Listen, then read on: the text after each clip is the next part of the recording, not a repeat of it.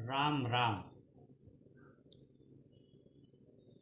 यदि हर कार्य यह मान करके किया जाए कि परमात्मा हमारे साथ है, प्रभु का वरद हस्त, गुरु का मार्गदर्शन प्रकाश के रूप में हमारे अपने पथ पर है, तो असंभव कार्य भी संभव होने लगता है। इसलिए ये आत्मविश्वास सुदृढ़ हो जाता है, आत्मसम्मान की भावना बनी रहती है और संकल्प अधिक सशक्त होता जाता है।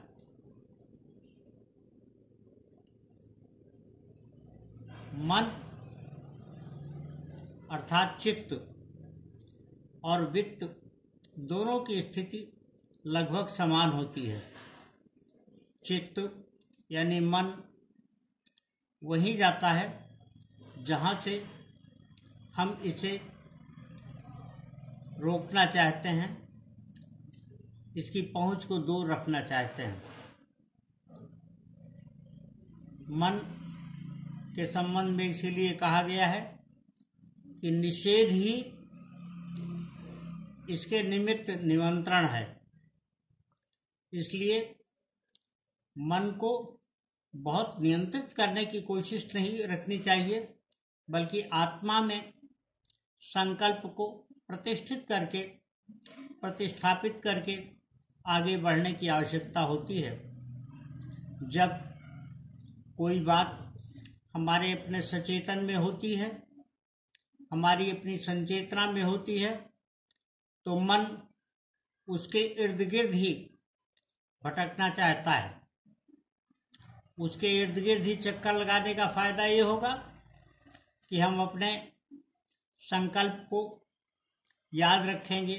संकल्प के जरिए हमारा अपना लक्ष्य हमारे सामने होगा और हम निरंतर उस तरफ प्रगतिशील रहेंगे, प्रयत्नशील रहेंगे। यही स्थिति वित्त की होती है। वित्त जब आता है तो घर और परिवार में अपने परिजनों के साथ सुसंगति और सद्भाव बनाए रखना कठिन हो जाता है। धन को देख करके परिवार में हर किसी की आकांक्षाएं अलग आकार लेने लगती हैं और उनमें संतुलन रख पाना, उनको नियंत्रित कर पाना कठिन हो जाता है। वहाँ से भी वही स्थिति होती है जो मन की होती है। किसी की आकांक्षा कोई होती है, किसी की आकांक्षा कोई दूसरी चीज़ होती है, और धन इस प्रकार से घर में सद्भाव को बिगाड़ने लगता है। हमारे यहाँ प्राचीन धर्म ग्रंथों में, हमारी मान्यताओं में और सामाजिक कहावतों तक में इसीलिए कहा गया है कि उतना ही एकत्रित करिए जितने की न्यूनतम आवश्यकता हो। अधिकतम की अपने आप कोई सीमा नहीं होती है। अतएव हमें हमेशा यह ध्यान में रखने की आवश्यकता है कि किसी भी चीज़ को अधिक न होने दें। वैसे भी कहा गया है कि अति का भला न बोलना, अति की भली न चूप, अति का भला न बरसना, अति की भली न धूप। लेकिन यही नहीं, अति सर्वत्र वर्जित। अति का वह चाहे अत्यधिक शांति का ही प्रश्न क्यों न हो, वह मनुष्य के लिए बहुधा कमजोर करने वाली स्थिति बना देती है, मनुष्य की कमजोरी का प्रतीक बन जाती है। इसलिए हमें सदियों यह ध्यान में रखने की आवश्यकता है, यह स्मरण करने की आवश्यकता है कि हम मन को भी नियंत्रित करते हुए आत्मा के साथ उसका संबंध बनाए रखते हुए इस बात के लिए प्रयासरत रहें, इस बात का प्रयास करें कि शांत की भी इतनी स्थिति आने न दें कि मनुष्य उसे हमारी कमजोरी समझने लगे। जहाँ आवश्यक हो वहाँ मुखर होने से न रोकें। देश काल और परिस्थिति के ध्यान में रखने की बात तो बहुत काल से होती आई है।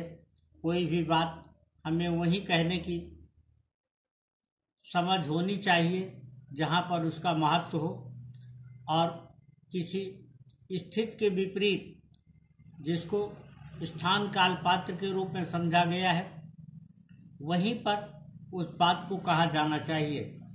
इसका फायदा ये होगा कि दूसरे लोग उसे सुनेंगे, समझेंगे और परिवेश हमारे अनुकूल होगा।